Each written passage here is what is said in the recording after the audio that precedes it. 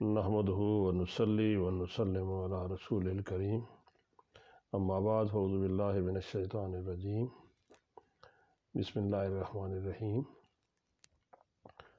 کائنات میں انسان کو اللہ پاک نے اشرف المخلوقات بنایا۔ انسان کی زندگی کمال کی زندگی ہے۔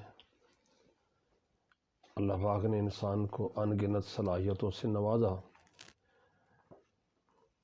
یہ الگ بات ہے کہ ان صلاحیتوں کی نشو و نما کس ماحول میں ہوتی ہے۔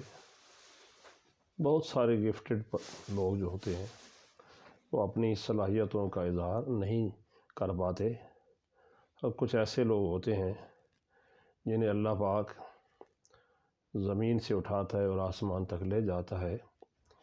وہ اسباب خود ہی میسر کرتا ہے، اس کی زندگی میں خود ہی ایسے راستے کھلتے چلے جاتے ہیں۔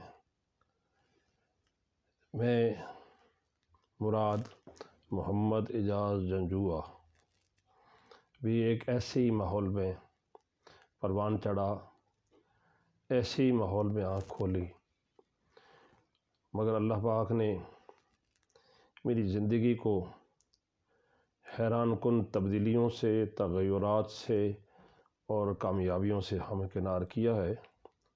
یہ سب اس کا کرم ہے۔ میرا خاندان جو ہے علاقہ ونہار میں جنجوعہ خاندان ہے۔ جنجوعہ راجپوتوں کی ایک مشہور قوم ہے، یہ نسل ہے جس میں بڑے بڑے لوگ پیدا ہوئے۔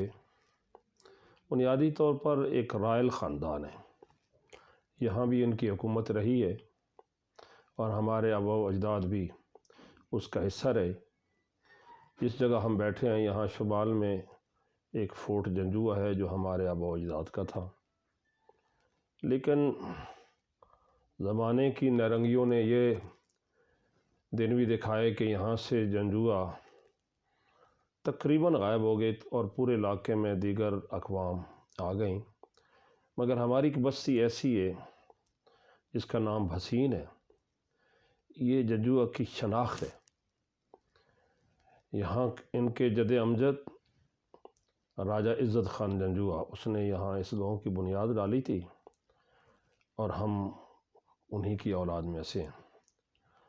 اور اوپر راجہ چنگیز خان، جن کا وہ جو قلعہ ہے، یہ فورٹ جنجوعہ جس کو نام دیتے ہیں، یہ ہمارے جد امجد تھے۔ تو بہت سارے لوگ یہاں سے شفٹ ہو گئے وقت کے ساتھ ساتھ، جیسے یہ چونکہ گزرگاہ رہی ہمارا علاقہ، باہر سے جتنے حملہ آور یہاں آئے ہیں یا بھیرا گئے ہیں، تو اس وجہ سے یہاں سے یہ لوگ ان کی مائیگریشن ہوتی رہی یا جبر کے ہاتھوں یہاں سے چلے گئے۔ لیکن اللہ کا بڑا احسان ہے کہ ہمارا خاندان یہاں ڈٹا رہا، ان کی جائیداد بھی برقرار رہی، اور اللہ کے احسان سے یہاں ان کی شناخت اور پہچان بھی رہی۔ میرے خاندان میں نمبرداری تھی، تو اس لحاظ سے ایک پرومیننٹ خاندان تھا۔ میرے دادا جی نمبردار تھے، میرے والد نمبردار تھے، پردادا نمبردار تھے۔ تو میرے والد گرامی محمد نواز جنجوعہ، والد راجہ الف دین، ہم 2 بھائی ہیں اور 2 بہنیں ہیں۔ بڑے بھائی بریگیڈیئر ریٹائرڈ اختر نواز جنجوعہ، وہ کسی تعارف کے محتاج نہیں، الحمدللہ علاقے، ضلع اور یوں سمجھے پاکستان کی ایک پہچان ہے۔ بڑے سرکل میں ان کا نام لوگ جانتے ہیں، اور بڑی خصوصی ان کی تعیناتیاں رہی ہیں۔ اس وجہ سے انہوں نے بھی اپنی شخصیت کو خوب نکھارا، بلکہ یوں کہیں کہ اللہ پاک نے ان پر بھی بہت بڑا کرم کیا۔ میں ان سے چھوٹا ہوں۔ میں جب پیدا ہوا تو میرا نام جو ہے میرے بڑے چچا راجہ عمر حیات جنجوعہ نے رکھا تھا۔ وہ اولاد نرینہ سے محروم تھے، اور ان کی بڑی حسرت تھی کہ اگر میرا بھتیجا ہوا تو اس کا میں نام رکھوں گا۔ سو میرا نام انہوں نے تجویز کیا، اور مجھے گھر والے یہی بتاتے ہیں کہ یہ بڑے چاہت سے نام رکھا گیا تھا، محمد اعجاز جنجوعہ۔ یہ عجیب اتفاق ہے کہ آج کل میری کتابوں میں، تراجم میں، مضامین میں یا سوشل میڈیا پر لوگ مجھے اعجاز احمد جنجوعہ بھی کہہ دیتے ہیں، اور میں اس کو بھی برا نہیں سمجھتا، اچھا ہے، کیونکہ محمد اعجاز احمد ہی وہ سوٹ کرتا ہے۔ اس لیے اصل میرا نام ہے محمد اعجاز جنجوعہ۔ میری تاریخ پیدائش میرے ڈاکومنٹس کے لحاظ سے 10 اپریل 1959 ہے، لیکن بادی نظر میں نہیں بلکہ حقیقتاً میں یہ صحیح نہیں ہے۔ لیکن چونکہ اس زمانے میں، جس زمانے میں نے داخلہ لیا تھا، تو میرے والدین نے کہہ دیا، جو استاد محترم ہیں، کہ ان کی عمر 5 سال ہے، تو انہوں نے اوائل اپریل میں 10 اپریل کو میں داخل ہوا، تو 10 اپریل ہی انہوں نے تاریخ لکھ دی۔ میری والدہ ماجدہ فرماتی تھیں کہ جس دن آپ پیدا ہوئے وہ 8 اپریل تھی، تو تاریخ صحیح جو ہے تاکہ یہ ریکارڈ میں آ جائے کبھی، حالانکہ ڈاکومنٹس میں یہی چلتی رہی ہے، میرے تمام ڈاکومنٹس میں 10 اپریل 1959 ہی ہے، لیکن مجھے سال کا بھی کامل یقین نہیں ہے کہ 1959 ہو، لگتا ہے سال 2 سال میری عمر زائد ہے۔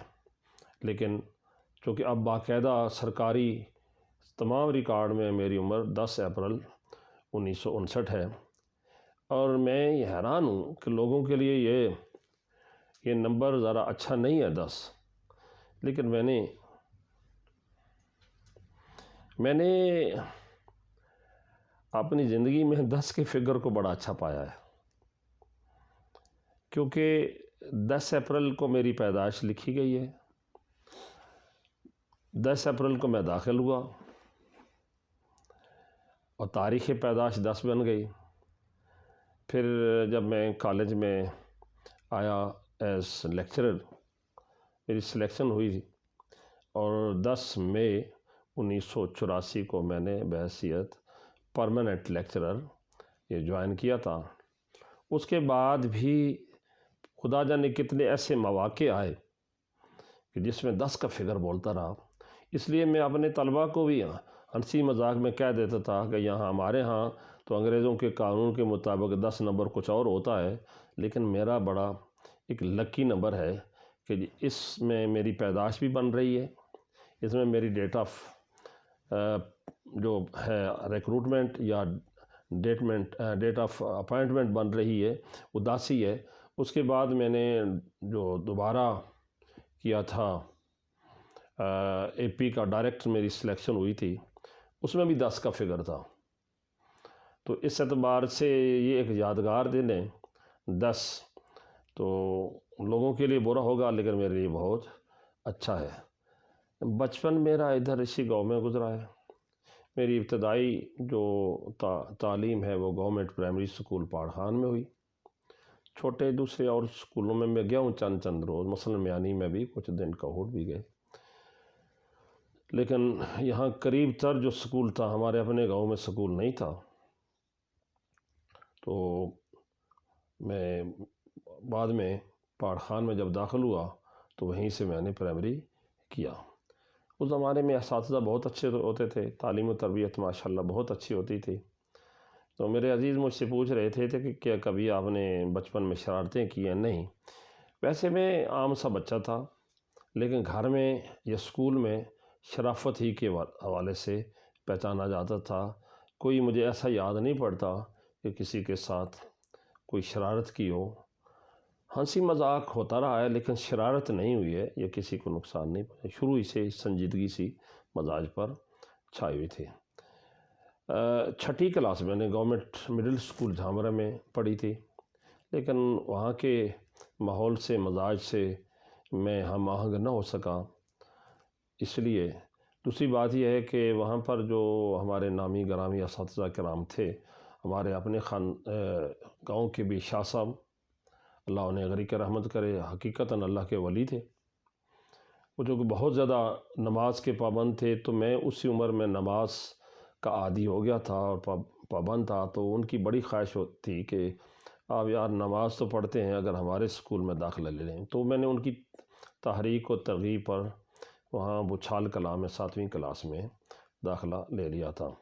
وہاں کی جو شاہ برادری ہے، اور میرے استاد محترم مولانا مفتی منور شاہ صاحب، جن سے میں نے بعد میں عربی کتب پڑھی ہیں، وہ بھی وہاں پڑھاتے تھے۔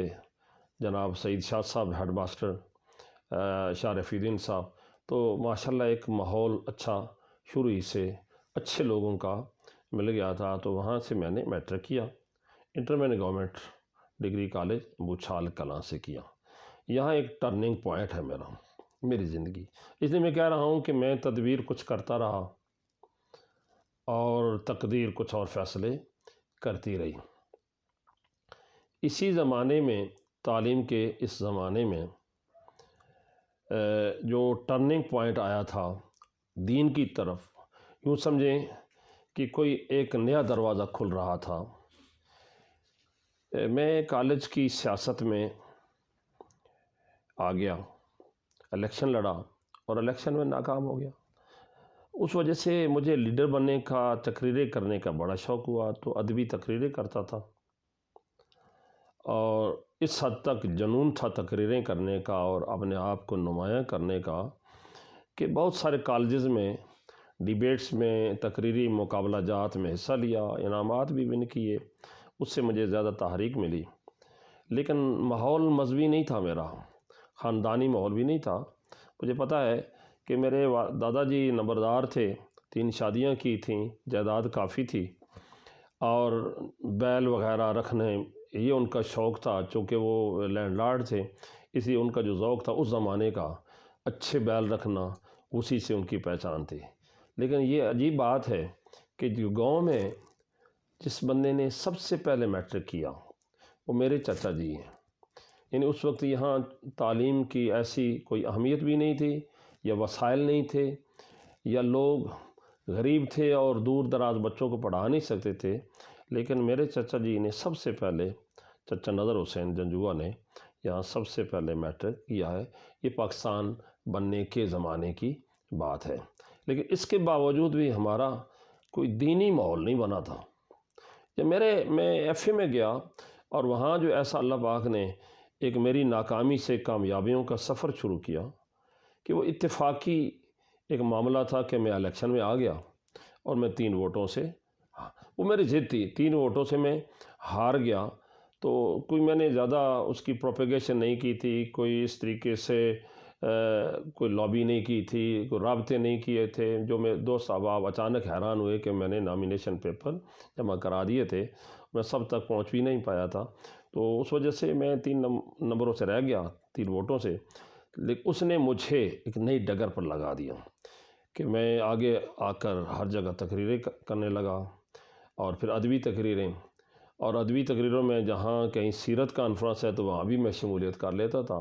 لیکن جانتے ہیں آپ کہ اس میں صرف 5 منٹ کی، 7 منٹ کی ادبی تقریریں ہوتی تھیں، لفاظی ہوتی تھی، اس سے مجھے اچھی کتابیں پڑھنے کا ذوق بھی پیدا ہوا۔ تو پہل میں مولانا ابوالکلام آزاد کی کتابوں کو کالج سے لے کر پڑھتا تھا۔ شورش کشمیری کی کتابیں ہیں، اور اس کے علاوہ جو ایک بڑے مشہور ادیب تھے قریشی، ان کے جو اداریے وغیرہ ہیں ان کو پڑھتا تھا۔ اسی زمانے میں مجھے شورش کی چٹان اور زندگی وغیرہ یہ پڑھنے کا اتفاق ہوا۔ پھر اور ان کی کتابیں، پس دیوار زندہ، شب جائے کہ من بودم، ایسی کتابیں، اس سے میرا ادبی ذوق نکھرا جو میں تقریروں میں استعمال کرتا تھا۔ بعد میں بس 1975 کی بات ہے، فروری 1975 کی، کہ میں ایک ادبی تقریری مقابلے میں سیرت کے موضوع پر کٹاس کالج میں گیا۔ وہاں سے میری زندگی کا بالکل ایک نیا ٹریک آ گیا۔ میں نے بھٹو دور کا اثر تھا، بڑی بڑی کلمیں وغیرہ بھی یوں رکھی ہوئی تھیں، بڑے بڑے بال بھی تھے، اور 3 پیس سوٹ میں کالج میں بھی جاتا تھا۔ میرے بھائی کی بڑی خواہش ہوتی کہ میں اچھا لباس پہنوں، وہ میرے لیے سوٹ بنوا کر بھیجتے تھے۔ تو وہ میں پہن کر جاتا تھا. میں نے ٹائی وغیرہ بھی لگائی ہوئی تھی اور باقاعدہ نا جی وہ بالکل انگریز بن کر ادھر گیا تھا، لیکن تقریر سیرت کی تھی. اور پھر جب وہاں میں کالج میں پہنچا تو مجھے تھوڑی سی پریشانی ہوئی کہ وہ کالج کا ایک چھوٹا سا ماحول، ادبی ماحول نہیں ہے، بلکہ وہاں ہزاروں کی تعداد میں مجمع ہے کہ جو کسی بڑے آدمی کا انتظار کر رہے ہیں کہ وہاں پر سیرت کی جو تقریر ہونی ہے اس بڑے مجمع میں ہونی ہے، تو وہ جو عظیم ہستی آنے والی ہے ان کے استقبال کے لیے اتنے لوگ آئے.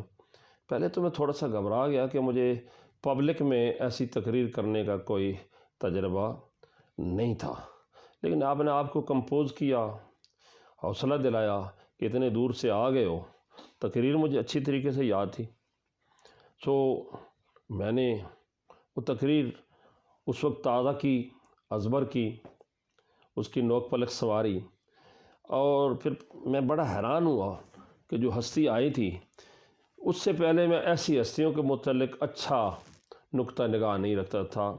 بتایا جا رہا تھا کوئی صاحبزادہ صاحب آ رہے ہیں، تو ایک عجیب ایسے ماحول میں رہ کر مجھے صاحبزادوں سے کچھ نفرت سی تھی کہ صاحبزادوں کے جو عمل ہیں عجیب ہیں کہ ان کے ہاتھ پر باز ہوتا ہے، آگے کتے ہوتے ہیں، کچھ ملنگ آگے پیچھے ہوتے ہیں. تو اس ماحول کو میں قبول نہیں کرتا تھا. تو عجیب قسم کی کشمکش تھی میرے پاس. اسی کشمکش میں بہرحال میں گیا تھا، میں نے اپنے آپ کو سنبھالا کہ تقریر تو کرنی ہے. تو میں بڑا حیران ہوا کہ جس بندے کے متعلق میں ایک عجیب قسم کی رائے قائم کر کے بیٹھا تھا، کیونکہ عام پبلک گاڑی میں وہ اس وقت زمانے میں فورڈ ویگنیں چلتی تھیں، تو ان کی فرنٹ سیٹ سے ایک بزرگ اترے، سفید داڑھی، سفید ٹوپی سر پر، خوبصورت نورانی چہرہ، سفید کپڑے، کیونکہ یہ اس زمانے میں اس وقت تقریباً سردی نکل رہی تھی تو کوٹ وغیرہ نہیں تھا یا اوپر کوئی جیکٹ وغیرہ، بلکہ سادہ لباس تھا، لیکن اس سادگی میں کمال حسن تھا. ان کے چہرے سے نورانیت برستی تھی. تو میں پہلے مرلے پر اندر سے شٹر ہو گیا کہ جو میں نے رائے قائم کر رکھی ہے، جو میں نے محل ذہن میں بنا رکھا تھا، یا ایک نیگیٹو اپروچ اور سوچ تیار کر رکھی تھی، وہ بکھر گئی کہ سارے صاحبزادے ایسے نہیں ہوتے. تو وہ حسن کے پیکر بھی تھے، عمل کے پیکر بھی نظر آ رہے، اور ان کی آنکھوں میں عجیب قسم کی ایک خوبصورتی تھی، ایک کشش تھی، جاذبیت تھی. بارہ میں نے تقریر میں نے محسن صدیقی کی کتاب سے تیار کی تھی. وہ محسن انسانیت کے نام سے جو مشہور سیرت کی کتاب ہے، کچھ اور جملے بھی اس میں ایڈ کیے ہوئے تھے. بہرحال وہ چونکہ مجھے بہت اچھی طریقے سے یاد تھی، تو سٹیج پر ایک بڑا اچھا وہ جو ہے نا ایک منظر سامنے آیا کہ جو میرے مجلس تھے، میری مراد ہے جسٹس پیر محمد کرم شاہ الازہری رحمۃ اللہ تعالی علیہ. تو وہ بہت زیادہ خوش ہوئے، اور وہ میری زندگی کا ایک خوبصورت دن ہے کہ پیر صاحب نے اٹھ کر میری پیشانی پر بوسہ دیا اور اپنے گلے کا ہار جو ہے وہ میرے گلے میں ڈالا. لیکن اس سے میری زندگی میں کیا انقلاب آیا، وہ چند لمحے جو پہلے ندامت کے تھے، شرمندگی کے تھے، میں تقریر کے دوران سوچ رہا تھا کہ میں ذکر تو کائنات کی سب سے عظیم ہستی کا کر رہا ہوں، لیکن میرا چہرہ جو ہے وہ غیروں کی تصویر پیش کر رہا ہے. بڑی بڑی کلمیں ہیں، لمبی لمبی زلفیں ہیں، لباس اور ہے. تو اندر سے میں شٹر ہو گیا، بکھر گیا، شرمندگی تھی. میں جب گھر لوٹا تو ایک نئی زندگی لے کر آیا، ایک نیا دروازہ کھل گیا تھا، یہ ہوا کے نئے جھونکے آ گئے تھے. میں نے آ کر نا وہی جو لمبی سی کلمیں تھیں ان کے نیچے ہی داڑھی کو بڑھانا شروع کر دیا. اب گھر والے جو ہیں وہ بڑے میرے سے ماحول سے، میری حالت سے حیران ہوتے تھے کہ یہ کیا تماشا بنایا، پہلے لمبی لمبی کلمیں رکھی ہوئی ہیں اور اب اس کے نیچے ہی جو داڑھی آپ نے بڑھا لی ہے، یہ کیوں؟ لیکن میں کسی کو نہیں بتاتا تھا کہ مجھ پر ایک اور رنگ چڑھ گیا تھا. اس زمانے میں نے جو مضامین رکھے تھے ان میں ماسٹر کرنا چاہ رہا ہوں، مثلاً سائیکالوجی، اور میں M S C in psychology میرا بڑا پسندیدہ وہ مضمون تھا. کالج سے کتابیں بھی نکلوا کر پڑھتا رہتا تھا. سائیکالوجی بہت ہی اچھا سبجیکٹ ہے، اور ہیومن سائیکالوجی جو ہے وہ ہر انسان کو پڑھنی بھی چاہیے. اس کے بعد میری زندگی میں نکلا، مجھے جنون چڑھ گیا کہ میں سارے کام چھوڑ کے نا میں دینی علوم پڑھوں۔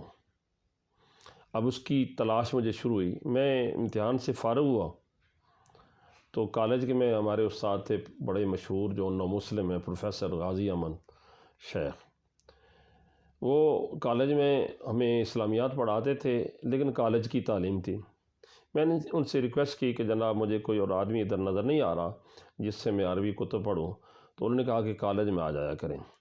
صرف و نحو کی ابتدائی کتب انہوں نے مجھے پڑھائیں، لیکن میں ان کی پڑھائی سے کچھ سیٹسفائی نہیں ہو رہا تھا۔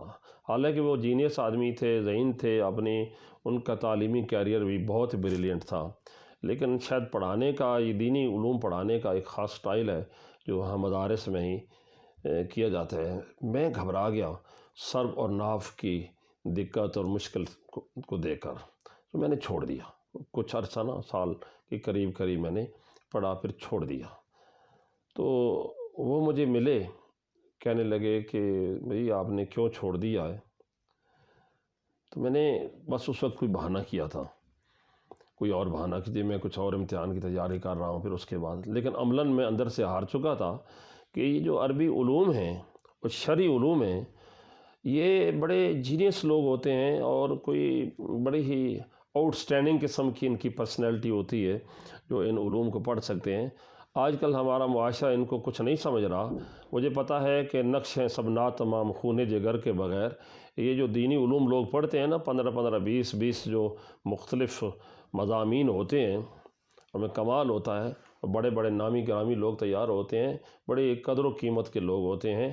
معاشرے نے ان کو وہ مقام عزت نہیں دیا، ورنہ پرانے زمانے میں تو لوگ ان لوگوں کو سونے اور چاندی سے تولا کرتے تھے، کیونکہ ان کے پیش نظر ان علوم کی قدر و قیمت ہوتی تھی، تو صاحب علم کو وہ سونے چاندی سے تولتے تھے اور معاشرہ عزت دیتا تھا۔ لیکن جب سے ہمارے ہاں یہ تعلیم کا ایک ڈبل دورہ معیار آ گئے، انگریزی تعلیم کے اوپر روزی کو رکھ دیا گیا، حالانکہ روزی ہنر کے ساتھ ہونی چاہیے تھی، تعلیم کے ساتھ نہیں، لیکن ہم نے اس کے ساتھ جب سے باندھ دیا تو دینی علوم کا بازار ٹھنڈا ہو گیا۔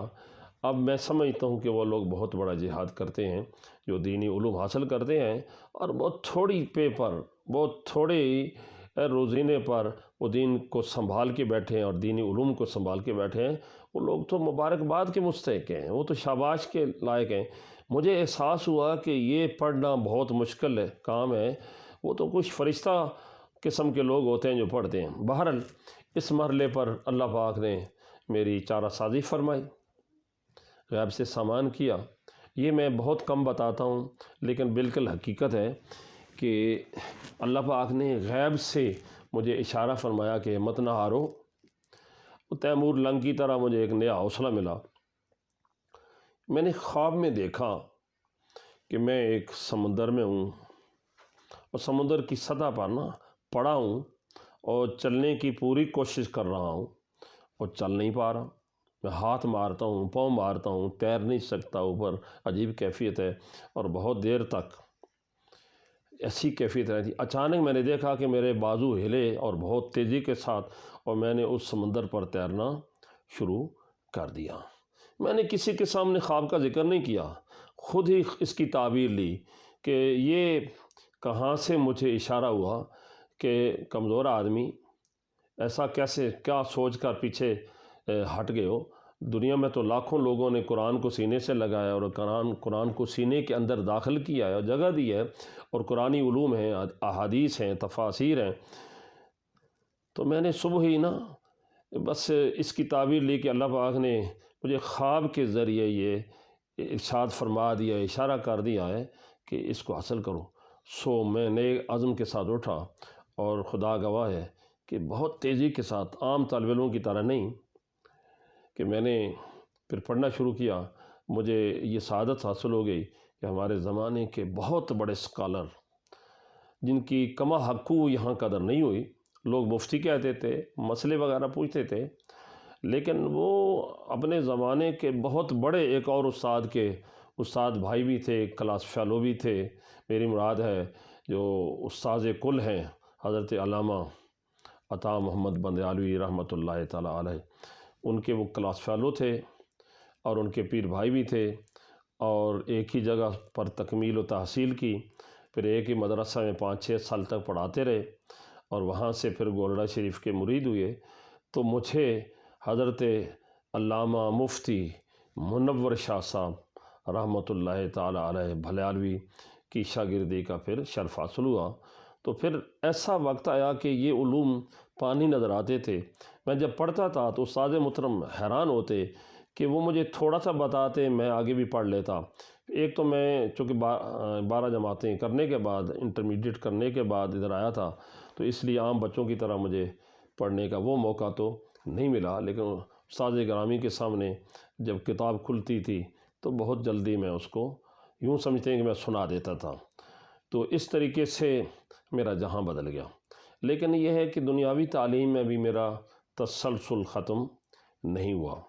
میں نے 1976 میں انٹرمیڈیٹ کیا، 1978 میں نے بی اے کر لیا، صرف یہ ہے کہ میرے مضامین بدل گئے، اور پھر 1980 میں نے ماسٹر ان اسلامیات کیا تھا، کیونکہ وہ پیچھے میری تعلیم وہ ہو رہی تھی دینی تعلیم، اس لیے میرے لیے ماسٹر کرنا مشکل نہ رہا۔ اب یہ ہے کہ جب یہ رزلٹ آیا، رزلٹ تھوڑا سا پنجاب یونیورسٹی کا لیٹ رہا ہے، اس کا سیشن لیٹ رہا ہے، میں کہیں اور اپلائی نہیں کر سکا تھا۔ تو اسی دوران میں نے گورنمنٹ کالج آف ایجوکیشن میں داخلہ لے لیا بی ایڈ میں۔ اور اس زمانے میں، آج کل تو بی ایڈ بھی بہت ہیں، اس زمانے میں بڑا عجیب لگتا تھا کہ ماسٹر کرنے کے بعد، ایم اے کرنے کے بعد ایک بندہ بی ایڈ کر رہا ہے۔ تو مجھے دوست کہتے ہیں یار آپ نے بی ایڈ کی کیا ضرورت ہے اس کی کہ آپ نے ماسٹر کی ہوئے؟ تو میں انہیں بتاتا کہ چونکہ پبلشنگ کمیشن کا امتحان نہیں ہو رہا، تو اس لیے میں چاہ رہا ہوں میرا وقت ضائع نہ ہو۔ پھر میں لاہور میں یہ داخلہ میں نے لیا تھا، وہاں میں نے مذہبی سرکل میں بھی اپنا رابطہ قائم کر لیا۔ وہاں ایک تنظیم جو بالکل غیر سیاسی تنظیم تھی، انجمن علماء اہل سنت، اس کو آرگنائز کیا تھا۔ پروفیسر سید احمد خان صاحب صدر ہوتے تھے، اور میں اس کا جنرل سیکرٹری، اور لاہور میں ہم مختلف مقامات پر دروس وغیرہ کے اہتمام کرتے اور مختلف سرگرمیوں میں حصہ لیتے تھے۔ اسی زمانے میں میرے لیے ایک نیا تجربہ اور سامنے آیا، وہ یہ ہے کہ آج کل تو میڈیا بہت عام ہے، جگہ جگہ ریڈیو اسٹیشن کھل گئے ہیں، اس وقت چند ریڈیو اسٹیشن ہی تھے۔ میں 1981-82 کی بات کر رہا ہوں۔ مجھے ریڈیو پاکستان لاہور سے پروگرام صراط مستقیم میں سے پھر دعوت آنے لگ پڑی، جو کہ میرے کالج میں آنے کے بعد بھی سلسلہ قائم رہا۔ تو میں ان کے اس پروگرام میں جا کر تقریر تیار کر کے کرتا، بلکہ بعض علماء کو بھی لکھ کر دیتا تھا۔ اس لیے مجھے کتابوں یعنی ورق گردانی کا بھی موقع ملا، احادیث کی کتابیں دیکھنے کا مزید گہرائی سے، یا فقہی مسائل۔ تو پھر وہ میں بالکل اس کا کیڑا بن کر کتابوں کو قریتا رہا۔ کتابیں جمع کرنے کا بھی اسی سے ذوق پیدا ہوا کہ اصل کتاب کو دیکھ کر پھر اس زمانے میں یہ بڑی حیران کن بات ہوتی تھی کہ وہاں سے وہ میری تقریر ہوتی تو میرے گاؤں والے یا میرے رشتہ دار اعزاء اقارب جو ہیں وہ سارے کے سارے اکٹھے ہو کر میری تقریر ریڈیو پر سنتے تھے۔ لاہور میں میرے لیے دنیا کے روزگار کا سلسلہ بھی یہ کھل گیا۔ جب میں بی ایڈ کر رہا تھا اور ایگزام دے رہا تھا تو انہی دنوں میں پبلک سروس کمیشن کی طرف سے مجھے انٹرویو کے لیے طلب کیا۔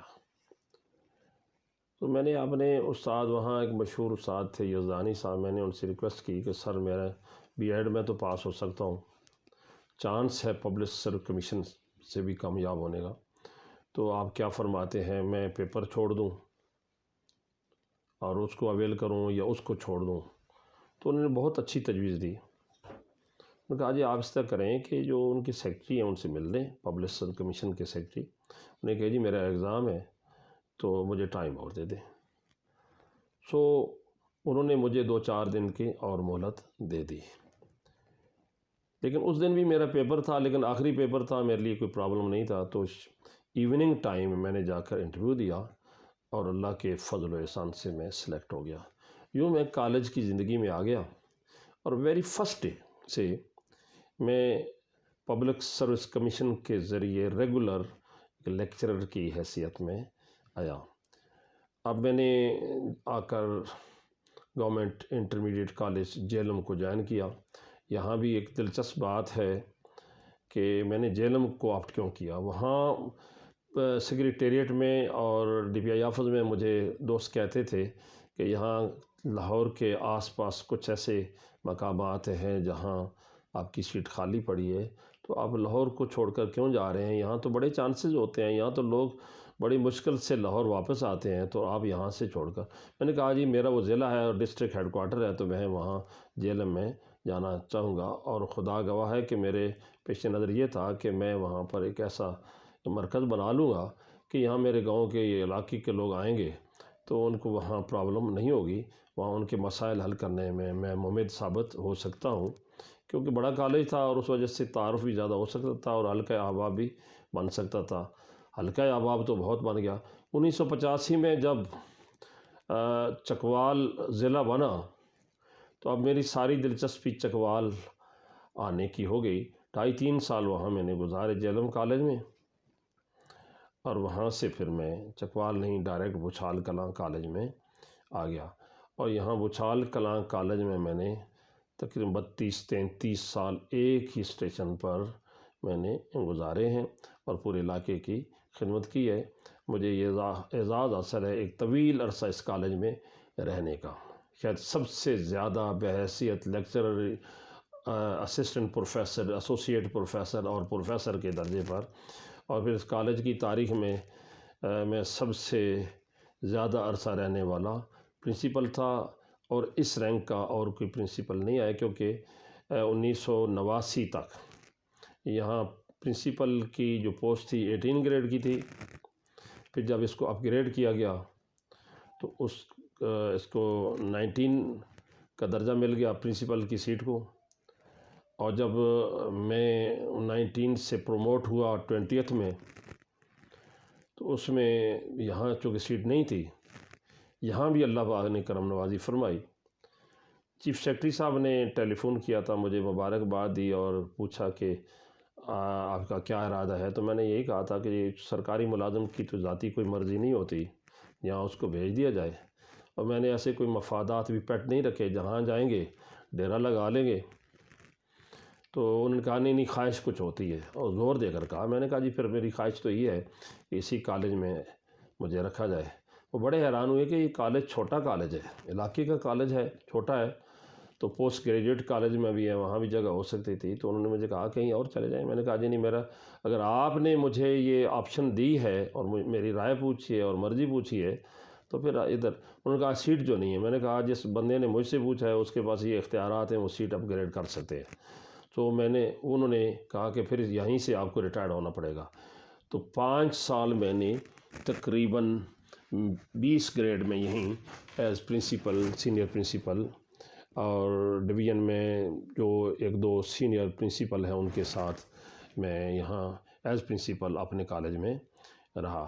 یہ میرا جو ہے نا کیریئر کا ایک تھوڑا سا ایک بریف سا تعارف ہے کہ میں نے 1995 میں 18 گریڈ میں آ گیا تھا اور ڈائریکٹ سلیکشن تھی، اور مجھے یہ بھی اعزاز حاصل ہے کہ میں نے پبلک سروس کمیشن 2 دفعہ یہ پاس کیا ہے، اور پھر 19 گریڈ میں وہاں بھی میری ڈائریکٹ سلیکشن ہو رہی تھی کیونکہ سیٹیں بہت تھیں اور بندے بہت تھوڑے تھے، لیکن میں نے جان بوجھ کر نہیں گیا تھا، میری ریگولر پھر پروموشن ہوئی، اور اس کے بعد 2014 میں 20ویں گریڈ میں پروموٹ ہوا، اور شاید تحصیل کا میں پہلا آدمی ہوں جو کالج کی زندگی میں ایجوکیشن کے شعبے میں 20ویں گریڈ میں پروموٹ ہوا۔ تو یہ اعزاز بھی اللہ پاک نے میرے گھر کو عطا فرمایا۔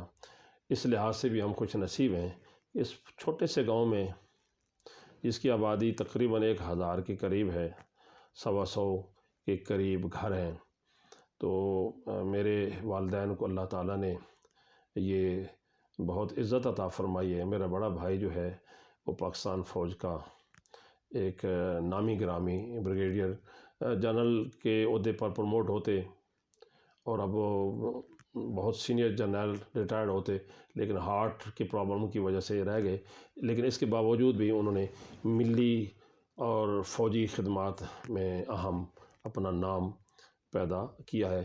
تو میرے والدین کو 2 بیٹے جو اللہ نے عطا فرمائے تھے، وہ دونوں اس گاؤں کے پہلے گزٹڈ اور کمیشنڈ آفیسر، پھر اللہ پاک نے مجھے جو اولاد بخشی ان میں سے میرا بیٹا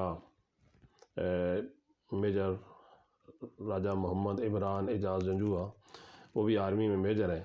تو ہم 3 یعنی 2 بھائی، ہمارا بیٹا، وہ اس گاؤں کے لیے وہ گزٹڈ آفیسر ہیں۔ اب تک اور کوئی گزٹڈ آفیسر پیدا ادھر نہیں ہوا، اللہ پاک سب کو بنائے، کیونکہ ہمارے اس شادی کس سال میں ہوئی؟ ہاں میں اب بتاتا ہوں کہ میری جو شادی ہے نا، یہ 1978 میں ہوئی۔ بڑے بھائی جان کی 4 سال بعد ہوئی تھی میرے بعد۔ وہ آرمی میں تھے اس زمانے میں، وہ شاید کیپٹن تھے، تو اس زمانے میں کچھ ایسی ہوتی تھیں پابندیاں کوئی کہ انہیں بعد میں انہوں نے شادی کی، لیکن میں نے بہت ارلیئر شادی کر لی تھی، اس لیے اللہ پاک نے مجھے اولاد سے نوازا۔ میرے 2 بیٹے ہیں، ایک بیٹا 3 تھے، ایک فوت ہو گیا تھا 6-7 دن کا، اور 4 بیٹیاں ہیں، اور 3 بیٹیوں نے ماشاءاللہ ماسٹر کیا ہوا ہے۔ ایک بڑی کی ذرا ارلیئر شادی کرنی پڑی۔ یہ جو بیٹا ادھر آیا تھا نا، یہ انہی کا بیٹا ہے، ٹھیک ہے، میرا نواسہ جو ہے نا، تو انہوں نے بھی انٹر تک تعلیم حاصل کی تھی، لیکن گھریلو ایسی ضرورتوں کے تحت ان کی جلدی شادی کر دی گئی تھی۔ تو اللہ پاک نے مجھے جو زندہ ہیں 2 بیٹے اور 4 بیٹیاں ہیں، یہ میرا خاندان ہے۔ تو بھائی جان کے متعلق میں بتا چکا ہوں، اعزاز ہے علاقے کے لیے، اور پھر یہ ہے کہ ہمارا ایک جوائنٹ فیملی سسٹم ہے، ابھی تک ہم دونوں بھائی اکٹھے رہتے ہیں، ایک ہی گھر میں ہم نے شادی کی۔ بھائی جان کا 1993 میں ایک حادثہ ہوا تھا، پہلی جو ان کی مسز فوت ہو گئی تھی، تو پھر انہوں نے بھی دوسری شادی جو کی ہے تو وہ بھی اسی گھر میں کی ہے، تو ہم ایک ہی گھر میں، ہمارے گھر میں جو آنے والی تینوں بہنیں ہیں، تو اس طریقے سے آپس میں ان کی جو باہم محبت ہے، ہمارے بچوں کی بھی، اور کہ وہ بہنیں ہیں۔ پہلی جو مسز تھیں میرے بھائی جان کی، ان کے 3 بچے تھے، ان میں سے ایک جو میرا داماد بھی ہے، اور ان کی بڑی بیٹی جو میری بہو ہے۔ تو ہمارا خوبصورت ایک فیملی، جوائنٹ فیملی سسٹم ہے۔ ابھی تک ہمارا چولہا بھی الگ نہیں ہوا، ابھی تک تو ہم نے سنبھال کر رکھا ہوا ہے۔ تو یہ بھی لوگوں کے لیے، یہاں کے لوگوں کے لیے حیران کن بات ہے کہ آج کل لوگ محبتوں کو ترستے ہیں۔ ہم نے کوشش کی ہے بچوں کو بھی یہ تعلیم دی۔ اس میں نے آپ کو یہ نہیں بتایا کہ چونکہ ہمارے دادا جی نے جب 3 شادیاں کی تھیں، تو اس کی وجہ سے ہمیں ایک خاندانی جو ہوتا ہے نا، زمین وغیرہ کا تنازع، ڈسپیوٹ، اس سے گزرنا پڑا ہے۔ وہ تلخ تھے، وہ ان باتیں ہم بھلانے کے لیے ہم نے بچوں کو ہمیشہ یہ تعلیم دی ہے کہ جائیداد کے لیے ہم نے لڑنا نہیں ہے، اکٹھا رہنا ہے۔ تو محبتوں کا یہ پیغام ہم کیا، جو جتنے لوگ سننے والے ہیں ان کے لیے بھی یہ حیران کن بات ہوگی کہ اب 1978 میں، جولائی 78 میں نے شادی کی تھی، اور اب اس لحاظ سے تقریباً 42 سال ہو گئے ہیں، اور بھائی جان نے بھی جو شادی کی ہے تو 38 سال ان کو بھی ہو گئے، اور ان کے بھی کچھ اولاد جو ہے شادی شدہ ہے، کچھ بیٹے پڑھ رہے ہیں، ایک بیٹی ڈاکٹر بن گئی ہے الحمدللہ۔ تو ہم نے کوشش کی ہے کہ یہاں رول ماڈل بنے، لوگ دیکھیں ہمیں۔ باقی رہ گیا میرا جو دینی ذوق ہے، علاقے میں تقریریں وغیرہ شروع سے کرتا رہا ہوں۔ کالج کی زندگی میں جو میں سمجھتا ہوں کہ جو خوبصورت بات ہے، جس کو لوگوں کو چاہیے کہ اس پر وہ عمل کرے، وہ یہ ہے کہ میں نے کبھی اپنی ڈیوٹی میں کوتاہی نہیں کی ہے، اور میں اس بات کی بھی گواہی دیتا ہوں کہ پروفیسر غازی احمد صاحب بھی اسی طریقے سے ویری ریگولر، ویری پنکچول ہوتے تھے۔ میں نے ایز پرنسپل تقریباً 16-17 سال کام کیا ہے، اور پورا علاقہ گواہی دے گا کہ ایک تو وہاں لوگوں کے لیے بہت زیادہ سہولتیں مہیا کی ہیں، کسی کو اٹیسٹیشن کی کسی قسم کی کوئی پرابلم نہیں رہی۔ اس کے علاوہ اس کالج کو میں نے یوں سنبھال کر رکھا یہاں ہمارے لیے مجبوری تھی کہ یہ کالج جو ہے چکوال سے لے کر خوشاب تک یہ واحد کالج تھا، لیکن بعد میں جب یہ بہت زیادہ پرائیویٹلی مینجڈ کالجز سامنے آنے لگ پڑے، ہر جگہ یہ دکانیں کھل گئی ہیں، تو اس کالج کو بچانا بڑا ضروری تھا۔ اس مجبوری کے تحت، اور لوگوں کی یہ بھی پرابلم تھی کہ یہاں کی بچیاں جب چکوال یا دیگر جگہ پر جاتی تھیں تو بہت زیادہ پرابلم ہوتی تھی، تو ہم نے باقاعدہ اس کالج میں بچیوں کو بھی داخلہ دیا اور ان کو بڑی ہی عزت، رسپیکٹ کے ساتھ، بڑی حفاظت کے ساتھ، پردے کے ساتھ ان کا اہتمام کیا۔ تو 25-26 سال ہو گئے ہیں اور لوگ یاد کرتے ہیں، اور اس طریقے سے گھر گھر وہ بھی تعلیم گئی ہے۔ تو ایک فائدہ یہ بھی تھا کہ ہم ان کو جو ہے نا کچھ مذہبی تعلیم بھی اسی نیز پر دیتے تھے تاکہ یہ ایک خدمت ہوتی رہے۔ میں اسی عرصے میں جو بتا رہا ہوں کہ میں 14 سال میں شاید 14 کا یہ لیو نہ لی ہوں، بیماری میں بھی ہر حالت میں اپنی ڈیوٹی کرتا رہا، اور میں انتہائی سینئر استاد ہو کر بھی کہ جہاں پر لوگوں کو پتہ ہے جو کالج میں لوگ ہیں کہ جب وہ سینئر ہو جاتے ہیں تو ان کا جو ورک لوڈ ہوتا ہے وہ کم ہو جاتا ہے، کہ مثلا وہ اگر ایسوسیٹ پروفیسر بن گیا تو 2 ان کی رہ گئیں، ٹوٹلی پیریڈز رہ گئے، لیکن میں اینڈ تک، اپنے سروس کے اینڈ تک میں 3-4 پیریڈ روزانہ لیتا رہا، اور میں 100% جو کلاسز پڑھاتا رہا۔ یہ اس وجہ سے کہ جو ایک بہت بڑا کالج تھا، اور جہاں ہر گاؤں میں لوگ پڑھے لکھے ہیں وہ میرے شاگرد موجود ہیں، اور الحمدللہ اس وجہ سے وہ چونکہ کبھی بددیانتی نہیں کی، کبھی کام چوری نہیں کی، بڑے خلوص کے ساتھ بچوں کو پڑھانے کی کوشش کی ہے، ان کی تربیت کرنے کی کوشش کی ہے، انہیں تعلیم دینے کی کوشش کی ہے، اس لیے بچے یاد کرتے ہیں اور احترام بھی کرتے ہیں۔ کوئی نام یاد ہو شاگردوں میں جو ابھی شاگردوں میں بہت سارے ایسے لوگ ہیں جو افسر بنے ہیں مختلف شعبوں میں، وکیل بھی ہیں، پروفیسر بھی ہیں، اس میں جج بھی ہیں۔ ہمارے وہ ڈسٹرکٹ ایڈیشنل سیشن جج جو ہیں ملک سعادت، وہ میرے شاگرد ہیں۔ شاگردوں میں بڑا نامی گرامی نام جو ہے ملک عبدالقدیر آوان کا ہے، جو آل اخوان کے ہیں، دارالعرفان والے، وہ میرے شاگرد ہیں۔ ملک شباز خان صاحب کے صاحبزادے جو ہیں اختر شباز، سیاسی لیڈر ہیں، وہ میرے شاگرد ہیں۔ اور پورے علاقے میں ناظم یا نائب ناظم وغیرہ وہ میرے شاگرد ہیں، اس لحاظ سے کہ ہم نے فیلڈ میں ہر شعبہ حیات میں لوگ دیے ہیں، وہ لوگ یاد بھی کرتے ہیں، عزت بھی کرتے ہیں۔ تو یہ بھی ایک کنٹریبیوشن ہے زندگی کا کہ جب بھی لوگ بیٹھیں گے تو یہ ضرور کہیں گے کہ یہ فلاں ہمارے استاد ہیں، اور یہ لوگ یاد کرتے ہیں۔ تو جہاں تک میرا اپنا تعلیمی کام ہے جو میں چاہ رہا ہوں کہ میرے زندگی کا مشن ہے، وہ دین کے ساتھ وفا ہے، وہ دین کی خدمت ہے، کہ اس دین کے حوالے سے اللہ پاک نے اپنی ذات کی، اپنے حبیب علیہ السلام کی ذات کی پہچان بھی کرائی ہے، دین حق پر چلنے کا ایک سلیقہ طریقہ بھی بتایا ہے۔ اس میں ایک روحانی بڑی تسکین ہے، ایک بڑی مطمئن زندگی ہے۔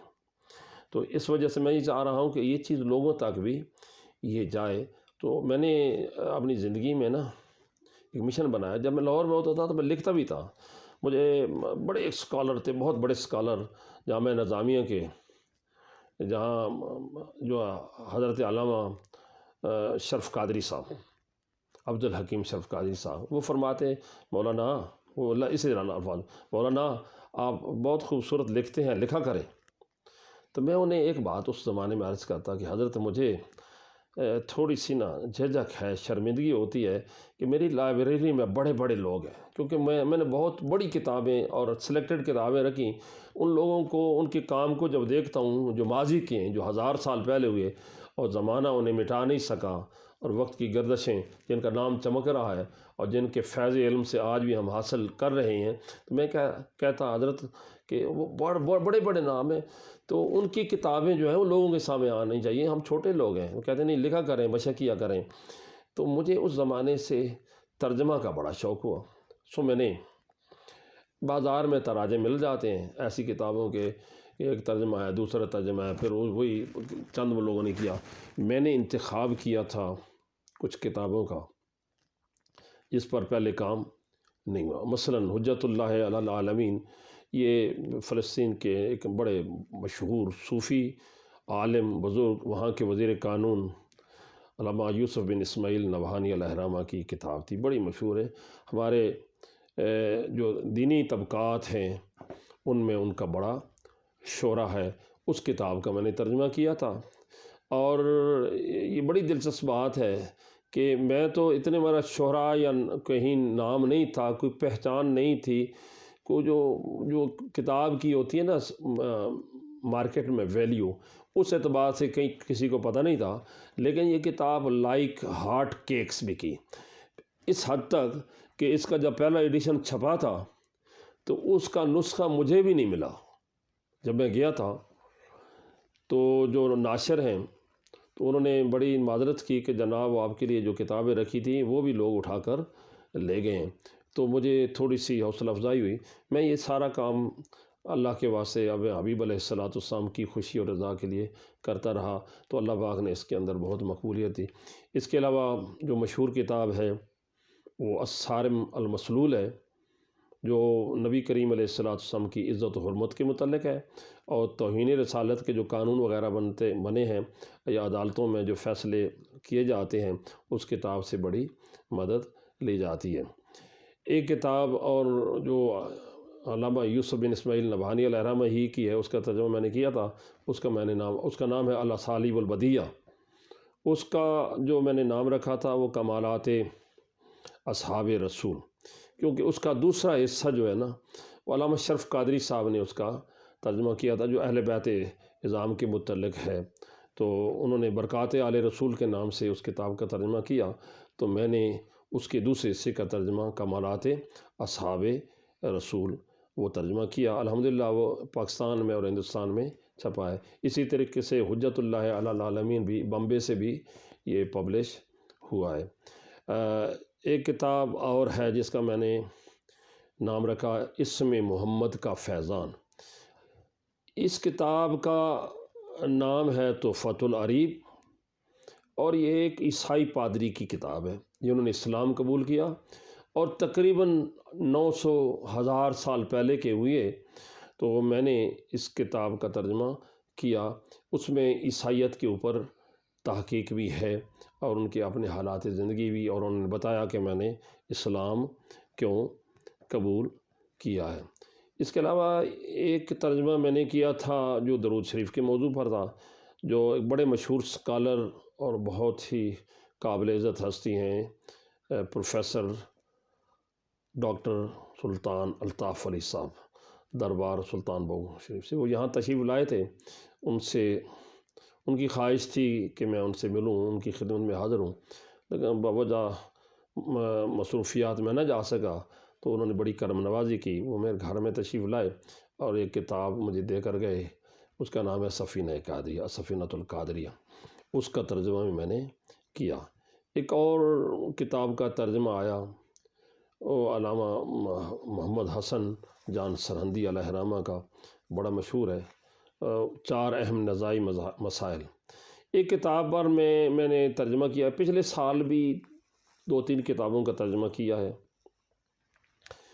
ایک کتاب ہے بڑی مشہور ہے، فقہ کی بھی ہے، تصوف کی بھی ہے، دینی حکمتوں پر مبنی کتاب ہے، اس کا نام ہے الطریقۃ المحمدیہ، الطریقۃ الاحمدیہ، اور اس کا جو شرح ہے الحدیقۃ الندیہ۔ یہ ہمارے مذہبی طبقات میں بہت مشہور کتاب ہے، بہت مشہور ہے۔ اس کا ترجمہ یہ تقریباً مکمل ہو گیا ہے۔ اس کا میں نے ترجمہ 2 بار کیا، یہ دلچسپ بات ہے۔ پہلا ترجمہ میں 1996 سے شروع کیا، 2000 میں نے مکمل کر کے دیا تھا، لیکن وہ کسی وجہ سے نہ چھپ سکا، اور پھر کراچی کے احباب نے اس سلسلے میں جو تقاضا کیا تو میں نے اس کا نئے سرے سے ترجمہ کیا۔ اب اس کی کمپوزنگ ہو چکی ہے، کچھ حصہ میرے پاس پڑا ہے، ابھی جلدی بھجوانے والا ہوں، 4-5 رجسٹر بن گئے ہیں، تو انشاءاللہ تھوڑی عرصے میں وہ پبلش ہو جائے گا۔ کچھ اور بھی کام ہیں جو شائع ہو رہے ہیں الحمدللہ۔ تو یہ میرا ایک تعلیمی سلسلہ تھا۔ تو میں نے اپنے متعلق گزارش کی ہے کہ میرا بچپن کیسا تھا اور میرا تعلیمی سلسلہ کیسا رہا، میرا خاندانی پس منظر کیسا رہا ہے، یہ میں نے بتایا ہے۔ تعلیمی جو خدمات ہیں، کالج کی جو سروس ہے، جو اللہ پاک کے انعامات و احسانات ہیں، ہم کھیلیں۔ کھیلوں میں شروع سے میں کچھ تھوڑا سا والی بال وغیرہ کھیلتا رہا، کالج میں ایک دو دن زیادہ نہیں، کرکٹ وغیرہ بھی، لیکن میرا ذوق نہیں بنتا تھا، اس لیے کہ میں کتابوں کی طرف جب راغب ہو گیا، اب بھی میرا معمول یہ ہے الحمدللہ کہ میں مطالعہ کثرت سے کرتا ہوں اور زیادہ وقت اس پر لگاتا ہوں، تو مجھے کھیلنے کا موقع نہیں ملا۔ سیاست بنیادی طور پر میں سیاسی آدمی نہیں ہوں، میری دوستی ہے، میری دوستی ہے مثلاً جو ملک تنویر اسلم صاحب کے ساتھ وہ عزت کرتے ہیں، ان کے والد صاحب بھی بہت زیادہ عزت کرتے ہیں، وہ میرے پاس جب آئے تھے، جب انہوں نے آغاز کیا تھا تو میرے کالج میں آئے تھے، وہیں سے ہمارا تعارف ہوا، مجھے اچھے ینگ آدمی لگے، لیکن میں نے انہیں بتایا تھا کہ میں جو پاکستان میں رائج مروج جو سسٹم ہے، سیاست ہے، اس سے میں اتفاق نہیں کرتا، لیکن ایک معاشرے میں رہنا ہوتا ہے، ووٹ بھی دینا ہوتا ہے، لیکن ہمارے ہاں جو پولیٹیکل سسٹم ہے نا وہ ٹھیک نہیں ہے، اس طریقے سے یہ پریشر گروپ ہے، کوئی نظریے کے مطابق تو ہے نہیں، اس لیے نہیں۔ ہاں اگر آپ یہ پوچھنا چاہیں کہ میری زندگی کا کوئی تکلیف دہ دن کون ہے، تو شاید اور بہت سارے دن آئے ہوں، بزرگ دنیا سے گئے، وہ بھی حادثے ہی ہوتے ہیں، رشتہ دار بھی گئے ہیں، لیکن خدا گواہ ہے جس دن یہ 19 نومبر کو یہ جو ہے نا وہ لبیک والے بابا خادم حسین رضوی صاحب، ان کی اچانک موت کا اتنا صدمہ ہوا کہ میں کئی دن تک کمپوز نہیں کر سکا، اور میں نے بڑا دردناک اس پر ایک مضمون بھی لکھا، اور واقعتاً میں اپنے آنسو ضبط نہیں کرتا، بلکہ اپنی آہوں کو بھی ضبط نہیں کر پایا، کیونکہ اس بندے نے بڑا کام کیا ہے۔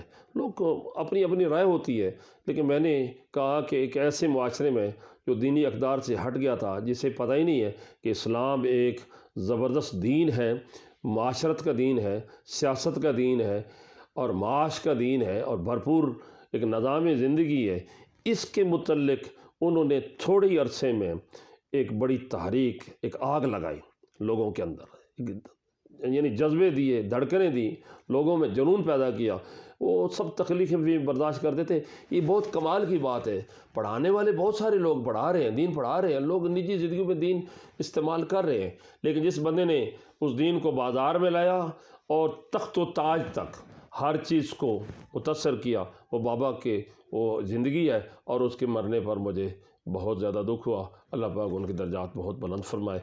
آپ نے ایک سوال کیا تھا بیعت کے اعتبار سے، تو پہلے تو یہ سمجھ لینا چاہیے کہ ہمارے معاشرے میں 1200-1300 سال سے جو رشد و ہدایت کا سلسلہ ہے، باقاعدہ جو سسٹمز ہیں، جو سلاسل ہے، جو ضبط ہے، انہوں نے بہت بڑا کمال کیا، بہت بڑا، پوری دنیا میں اسلام کو منظم کر کے رکھا۔ کچھ لوگ ہیں وہ اس کو فرقوں میں تقسیم کرتے ہیں، ایسی بات نہیں ہے، اسکول آف تھاٹ رہے ہیں، تو انہوں نے تزکیہ نفس کا، انسان کو کامل انسان بنانے کا، یا جو معالے میں اخلاق باتیں ہیں نا جی بڑی بڑی، ان میں بہت کردار ادا کیا ہے۔ تو اس اعتبار سے کچھ لوگ، یہ مجھ پر سوال بھی ہوا تھا وہاں پر، اور میری ڈیبیٹ ہوئی تھی جب میں دوبارہ گیا، کہ وہ کہتے ہیں کہ یہ جو تصوف ہے یہ تو نشہ ہے، یہ تو بیکاری کا نام ہے، یہ وغیرہ۔ میں نے کہا جی نہیں، جس تصوف کی بات کر رہے ہیں وہ ہوگا، لیکن جس تصوف کو میں جانتا ہوں وہ قد افلح من تزکیٰ سے شروع ہوتا ہے، تزکیہ نفس، اور اقبال بھی یہ کہتے ہیں کہ تیرا علاج نظر کے سوا کچھ اور نہیں، تو یہ نظر کے سوا، اس لیے اس زمانے میں کامل پیروں کی کمی ہے، لیکن ناپید نہیں ہے۔ میرا جو خاندانی سلسلہ ہے، یعنی بیعت کا، نسبت کا، تصوف کا، وہ خانوادہ سیال شریف کا تھا، لیکن میں آپ کو بتاؤں کہ چونکہ میں بھی وہاں چھوٹی عمر میرے بھائی بھی گئے، وہ شعور کی زندگی نہیں تھی، جب بہت چھوٹے چھوٹے ہم جاتے تھے سیال شریف، پھر میں ایک دو دفعہ اسی سلسلے کو جوانی میں تجدید کے لیے حضرت خواجہ صاحب کی خدمت میں حاضر ہوا۔ اتفاق ایسا ہوا کہ باقاعدہ جو رسم نہیں ہے، وہ ایک نسبت ایک تعلق ہوتا ہے، وہ ہمارا ہے خواجہ قمر الدین سیالوی علیہ رحمہ سے میری ملاقات بھی ہوئی، اور وہ کمال کی ہستی تھے۔ میں بہت زیادہ متاثر تھا، لیکن چونکہ ایک عرس کا موقع تھا اور وہ باقاعدہ جیسے رسم ہوتی ہے نا، ہاتھ میں ہاتھ دینے کی نہیں، جو ہمارے والدہ صاحبہ اور ماموں نانی اماں وہ سارے کے سارے جو پہلے ہم جاتے تھے تو ہماری وابستگی تھی۔ لیکن میں نے شروع میں بتایا ہے کہ جو میری کنورجن اس طرف ہوئی ہے نا، وہ حضرت پیر محمد کرم شاہ الازہری علیہ رحمہ کی۔ یہاں یہ بتاؤں کہ میں نے دیگر مذاہب کا، جو ہمارے مذاہب ہیں، اسکول آف تھاٹ ہے، ان کا مطالعہ کیا ہے، اور شروع میں اچھال کلام میں جہاں پر مماتی گروہ رہتا ہے ان کے اندر رہا ہوں، اور کافی تبدیلی تھی۔ لیکن بعد میں جو زندگی میں ایک عجیب یہ بھی مرحلہ آیا کہ ایک بندے نے مجھے کہا جی آپ تو ایک لائن پر لگ جائیں گے، میں ان کو دیکھتا ہوں، آپ کو دیکھتا ہوں وہاں آپ جاتے ہیں ان کے پاس، تو آپ اس طرح کریں کہ فلاں فلاں لوگوں کے متعلق بھی پڑھا کریں۔ اس زمانے میں میرا رجحان جو ہے نا وہ حضرت مولانا احمد رضا خان علیہ رحمہ، ان کا جب میں نے کلام پڑھا ہے، بہت سارے لوگ ستی انہیں جانتے ہیں، کچھ برا بھلا بھی کہتے ہیں، لیکن بہت کمال کی ہستی ہیں۔ بس یہی بات سمجھ لیں کہ احمد رضا خان وہ شخص ہیں جن کی کوئی نشانی دیکھنی ہو تو مولانا خادم حسین رضوی ہیں۔ اس انداز کے بڑے باکمال لوگ ان کی نظر سے پیدا ہوئے ہیں، تو میں نے ان کے کلام کو پڑھا، ان کے فتاویٰ کو پڑھا، ان سے محبت کی ہے۔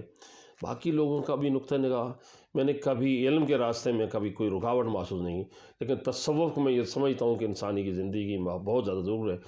یہ صرف علم جو ہے یہ سٹوریج نہیں، بلکہ جو صحیح تزکی، جس کو علم کی جو روح ہے نا، روح وہ تصوف ہے، اور وہ ہمارا خاندان جو ہے وہ سیال شریف سے یہ فیض حاصل کرتا رہا ہے۔ ایک آدھ بات میرے ذہن میں اور آ رہی ہے جو کہ میری زندگی میں ابھی بڑی کمی ہے، اور جس کی مجھے بہت زیادہ اب حسرت بھی ہے،